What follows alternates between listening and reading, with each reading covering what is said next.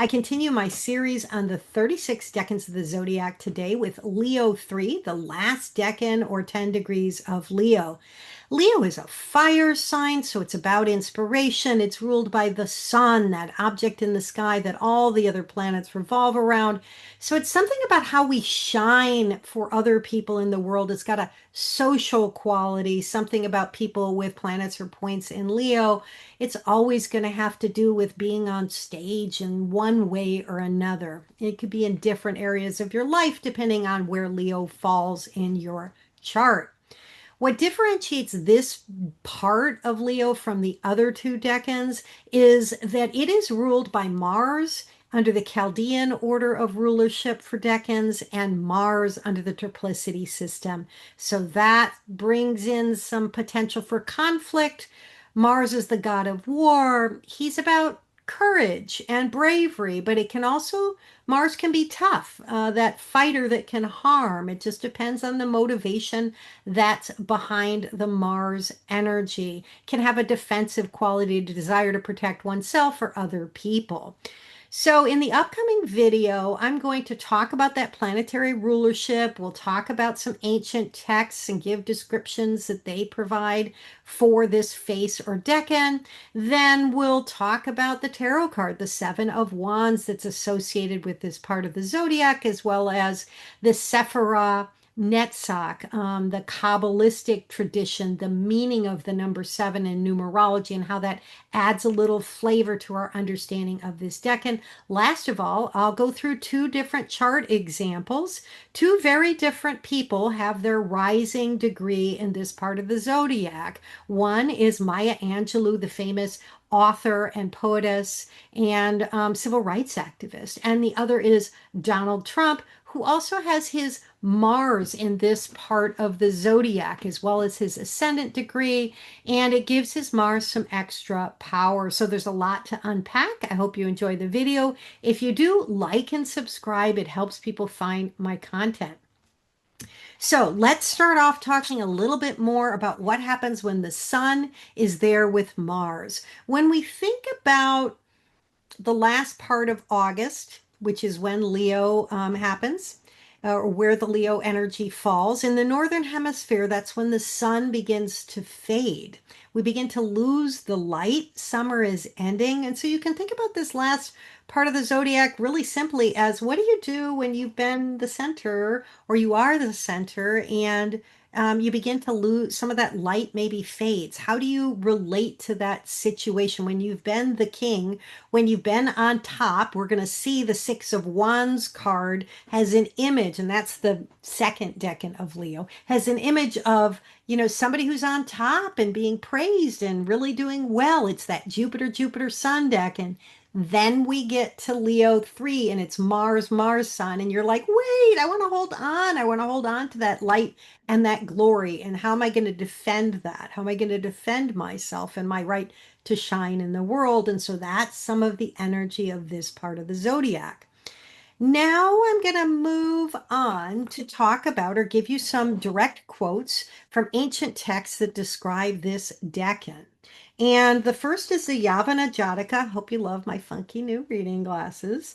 And it's a 3rd century text. And it describes this face or decan as, quote, a woman whose actions are marvelous and is cunning in respect to machines and undertakings involving the arts, business, or jewels. Seated on an ivory throne, she considers the murder of her enemies. Wow. So you see the real contrast there. You see the capacity to shine and have success in the world. That's what the sun can bring, right? But then you see this feeling like you need to defend oneself against your enemies because you've reached the top and now people are maybe out to dethrone you, right? That's the vibe. So then we can look at the Picatrix as well, and it describes this face as the image of the 3rd decan of Leo is of a man riding a donkey holding a wolf in his hand. This is an image of subtlety, deceit, and evil works. It signifies evil intentions, a lack of moderation, and bad conduct. Now, that description is leaning toward the darker side, darker potential of this decan. I'd say hold these descriptions lightly because every decan, every planet is going to have a different valence and quality to it. You can have people that are not of bad conduct who have their rising degree here. Maya Angelou is one example of that, right? And then we have from Agrippa, a young man who in whose hand is a whip, and a man very sad and of an ill aspect. They signify love and society and the loss of one's right for avoiding strife. I take that last description talking about sort of some of the sadness that Leo energy can have if it's been in the spotlight and it's facing the potential of losing that, right? It can bring a little bit of sadness and a sense of loss. And some of that is definitely can be part of the Leo energy. And I could talk about that separately, just in general, having clients who have Leo rising. Sometimes there's a way in which you can feel like you're destined for greatness, and there can be a little bit of melancholy around whether you receive that light that you inherently feel or kind of know maybe you're supposed to be in the spotlight in some way. And sometimes in life, it can take a little while if that's who you are to find the place where you shine. Anyway, that's a little aside. So then let's look at the tarot cards that are associated with this decan, because I think it's really illustrative, not only to look at the Seven of Wands, which rules this decan, but also the Five and the Six, because we see the progression of that fire energy over the course of the sign. So I am going to bring up a whiteboard that I've created in association or for this video. And there we go. I need to, that's my Angelou's chart. I'm just going to move and get to the first page. Okay, so here we see, let me move this over a little bit. We see those tarot cards that I was talking about. Here in the Five of Wands, which is associated with Leo 1, the first 10 degrees of Leo, we see like you're the beginning of shining in the world. You're trying to put your creative spark out in the world, and you got to maybe battle and compete with other people that are equally matched to you so that you can achieve that. I talked about that in the Leo 1 deck, and we talked about Meryl Streep as being exemplifying that and her competitive capacity to fight hard to get the role she wanted. That's a Sun Saturn decan having to do with, wanting to shine, but feeling some restrictions and feeling like you have to work through barriers to get there. Once you work through those barriers, wow, you're on the top of the heap. You're at Leo 2, the second decan of Leo. And there it's Jupiter and Jupiter that are ruling the decan. Of course, the danger with that decan, whenever there's a Jupiter Sun contact in a chart, Jupiter expands, but it can expand so much that there's a danger of hubris, of overstepping. And so that's what I talked about in Leo 2 a little bit. That's the vibe is, yes, you achieve this greatness, but there's also a potential for being inflated or perhaps not understanding the limitations of what it is to be human. And so we have Christopher Reeves there who played Superman as an example chart. And then last of all, we have Mars. Excuse me, I'm just trying to move this down. And look at that Seven of Wands card that's associated with this last decan.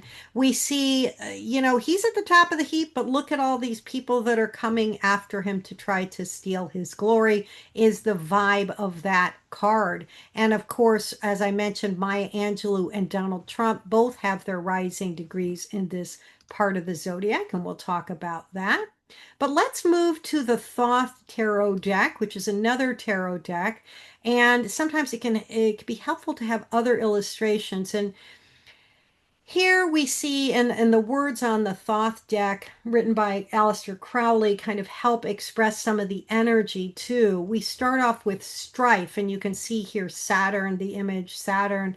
Here's the image of the wands attempting to move forward and establish oneself and meeting with strife. Then in the second decan, we have victory, and we're lighting on all cylinders. Look at those the fire at all the crossroads, showing that you're stepping into the greatness, the fullness of your potential. We have some nice light violet purple energy there, suggesting the success that can come and the victory that can come with the second decan of Leo. Then we get to the last decan, and all of these wands are kind of not hitting on the cylinders anymore. They're having a difficult time. They're having to defend their turf. And what we see here, and I want to bring out Aleister Crowley's description of this card because I think it helps you get a sense of it. Aleister Crowley says the image shows the fixed and balanced wands of the Six of Wands relegated to the background, diminished and becoming commonplace. In front is a large, crude, uneven club, the first weapon to hand, evidently unsatisfactory in ordered combat. So we've gone from a position of being, I'm going to stop the share for a second. We've gone from a position of being at the top of our game and we're the ruler, we're in charge, and now all of a sudden we're having to get that club to whack other people down, right? You can really get that vibe from the tarot cards. Yeah, and so I think that that can be helpful. So the last thing I want to talk about before we get to the two charts of Maya Angelou and Donald Trump as examples is, give me one second. Um, no, it's here, is Netzach. Here it is.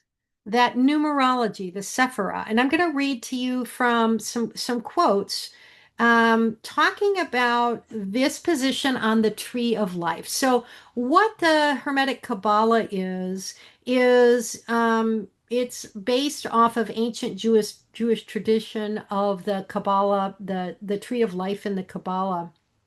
And the idea is energy enters in at the number one and from spirit. And then you move down the tree of life to the number 10, Malkuth, and that's where you manifest things in the world. So each number from 1 to 10 on the tree of life has a different meaning. And we tend to lose. It's like we're trying to channel the energy of creativity through our human existence.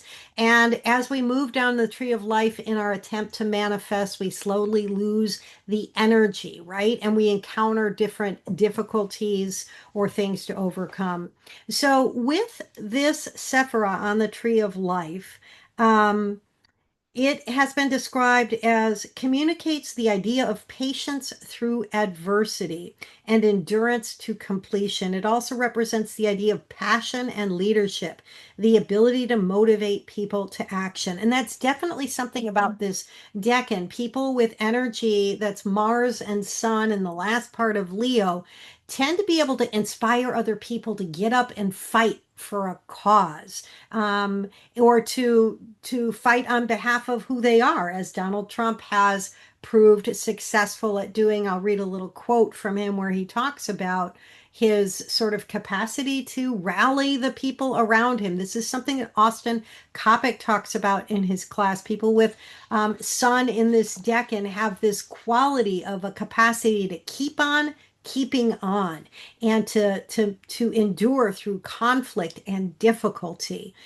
to hold on and to rally other people toward their side. So that idea of endurance is really shown with this particular, with the number 7 in the Kabbalah. And I'll also point out that we're going to see the same idea of endurance when we look at the other parts of the zodiac that are associated with the sevens in the tarot cards. And that is the last decan of Taurus, which I've already covered. You might want to go back and look at it. And in that, in fact, I'm going to bring up the card from that in the whiteboard. Just one second. And show you. The image, that's the next image, so that you get an idea of the enduring quality that happens with all of the sevens. So we talked about with Leo, the endurance is around, I'm going to have faith in my capacity to shine, and I'm going to rally other folks around me to support me in that effort to shine in the world.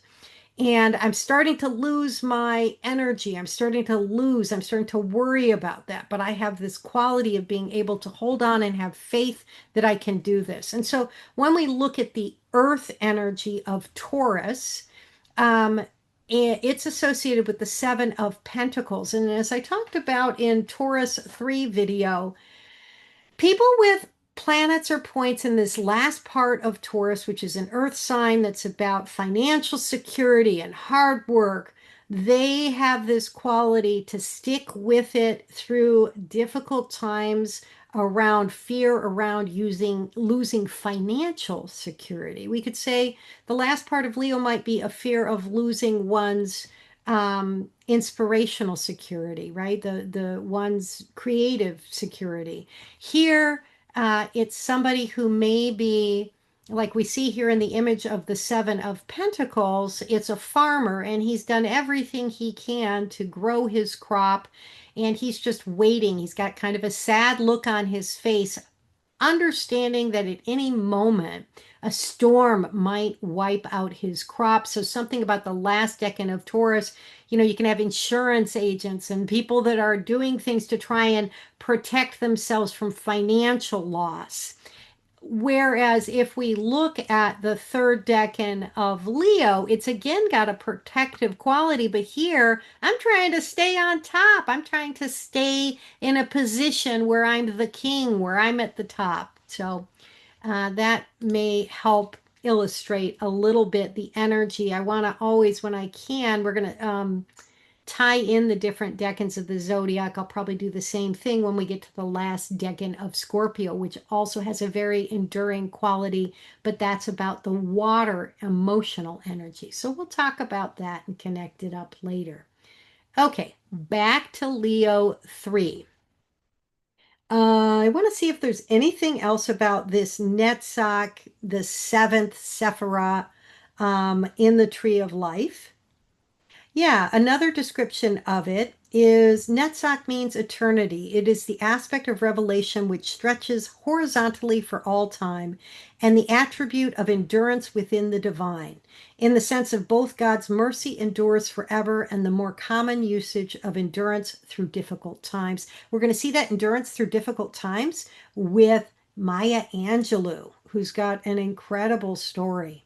Netzach also means the concept of a great force of resistance or suffering until the accomplishment of an important goal, and can be identified in patients like the sublime one of Job. Job in the Bible, who suffered all these horrific fates, but ended up sort of holding on and enduring through that in his faith in God. So, you can think of the number 7 as having that divine quality or that endurance around some sort of faith that something larger than ourselves is supporting us and allows us to endure through those difficulties. So I'll show you the whiteboard one more time to bring up the examples of Maya Angelou and Donald Trump, because I think you can see both in both of their life stories sort of the way they endured.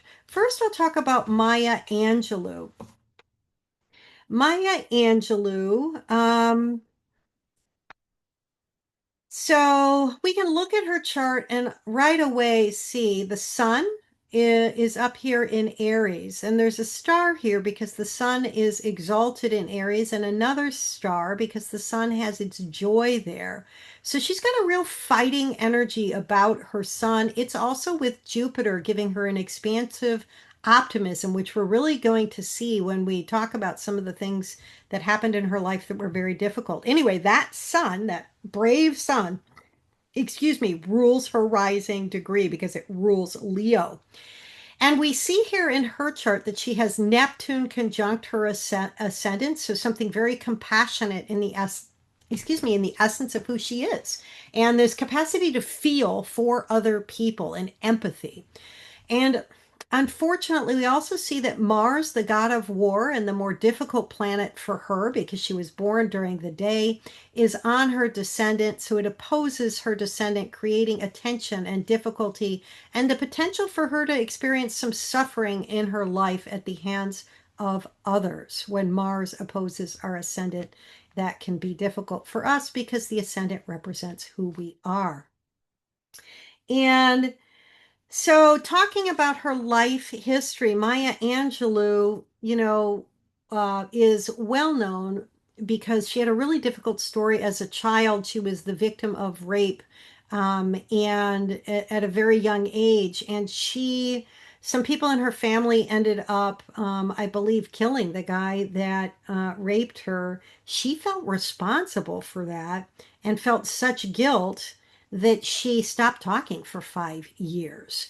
And as she later got older and found her voice, she wrote a memoir called I Know Why the Caged Bird Sings. It's one of her most famous pieces, but she was a prolific author as well as poet. And she spoke several languages. I mean, you can just talk about the fact she has all these planets in the ninth house, which is a house that can have to do with international travel, but also opening one's consciousness. She lived abroad, I believe, in Ghana. And she, again, was highly intellectual. Higher education can have to do with energy in that ninth house as well. She was also an advocate as far as human rights and fighting racism in the United States, really well known for that. But other tragedies that befell her over the course of her life include two different fires that destroyed all of her property, one in 1998 and then again in 2001. Really bad fortune.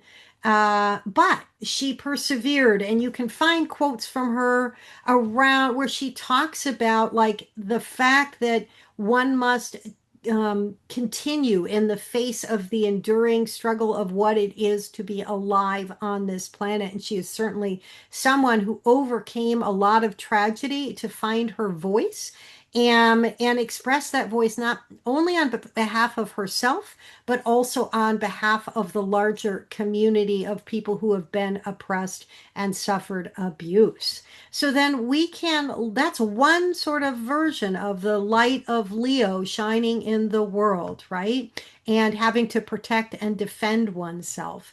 And then we can also look at the chart of Donald Trump. And I put this quote here because it shows the fact that Donald Trump said during the first campaign that he could stand in the middle of Fifth Avenue and shoot somebody and he wouldn't lose any voters shows a little bit his faith in his own fire, in his own, and so I was trying to think with this Sephira Netzach, which can have to do with a certain amount of faith in oneself and capacity to endure. How is that exemplified in the chart of Donald Trump or his existence? And certainly the fact that he keeps on going on and has this faith in his ability to survive is really exemplified by that quote, as well as, let's say, his chutzpah around continuing um, to move forward as he does in the world. And he has Mars in that decan of Leo, giving it extra power. I don't want to um, the personal is political, so I think it's important to state that I am 100% not with his agenda.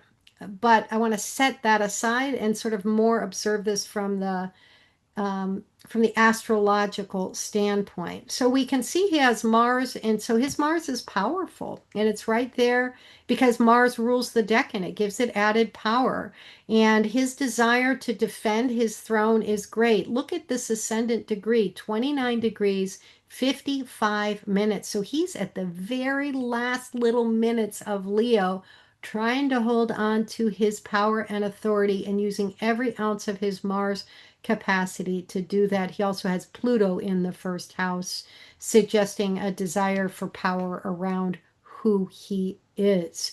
And then, of course, we see his sun, which rules his Leo, is with the north node of the moon and with Uranus. Whenever the north node is near the sun, it leads to this hunger. this feeling, this distorted thinking sometimes around the planet that it touches, an expansion of the energy.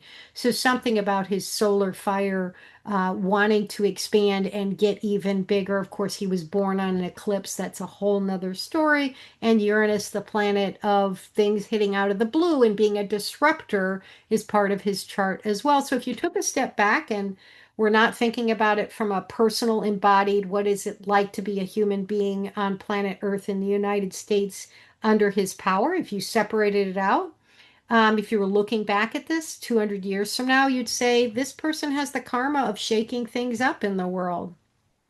He's born on an eclipse. He's got Uranus, the great liberator, awakener, disruptor, with the North Node and Sun in his chart. So, yeah, I think that is good. I'm going to close the whiteboard. So that's a lot. Really interesting astrology, and I hope you enjoyed the video. And I'll be back with with Virgo 1 very soon. Have a great day.